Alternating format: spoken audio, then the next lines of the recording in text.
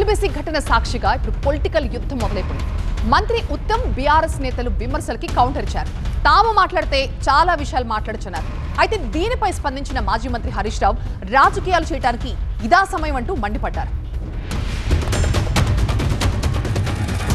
ఇప్పుడు ఎవరన్నా ఒక ప్రకృతి వైపరీత్యాన్ని, ఒక హ్యూమన్ ట్రాజడీని ఒక రాజకీయంగా లబ్ధి పొందే ప్రయత్నం చేస్తే దాని గురించి ఈ స్టేజ్లో నేను మాట్లాడదలుచుకోలేదు. ఓకే, మేము మాట్లాడాలంటే Srisailam left bank power project పేలిపోయినప్పుడు ఎంతమంది చనిపోయినరు, కాళేశ్వరం టన్నర్లో ఎంతమంది చనిపోయినరు, మేడిగడ్డ బ్యారేజ్ ఎందుకు కూలిపోయింది, అవన్నీ మాట్లాడాల్సి వస్తుంది. అది నేను మాట్లాడదలుచుకోలేదు.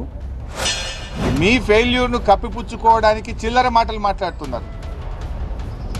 మేము రాజకీయాలు చేయకుండా సంయమనంగా గంభీరంగా వాళ్ళ ప్రాణాలు కాపాడాలని బీఆర్ఎస్ సహకరిస్తూ ఉంటే ఉత్తమ్ కుమార్ రెడ్డి గారు టనల్ దగ్గర కూర్చొని ప్రమాదం జరిగిన సంఘటన దగ్గర నుంచి బీఆర్ఎస్ మీద బురద జల్లే ప్రయత్నం, ఢిల్లీలో కూర్చొని రేవంత్ రెడ్డి ఎస్ఎల్బీసీ సొరంగంలో బీఆర్ఎస్ మీద బురద జల్లే ప్రయత్నం చేస్తుంటాడు. వెంకటరెడ్డి గారు అయితే ఆయన నీళ్లు వాటర్ అంటాడు, ఆయన ఏం మాట్లాడుతాడో నేను ఆయన గురించి మాట్లాడి దండగా. సో ఇట్లా ఒక గందరగోళమైన పరిస్థితి ప్రభుత్వంలో నెలకొన్నది. ముఖ్యమంత్రి మాటకు నీటిపారుదల మంత్రి మాటల మధ్య పొంతన లేదు.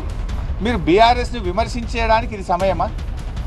అసలు బీఆర్ఎస్ని విమర్శించే నైతిక హక్కు మీకుందా? అంటే తమ తప్పును కప్పిపుచ్చుకోవడానికి ఇతరుల మీద నెపం నెట్టే ప్రయత్నం చేస్తున్నారు.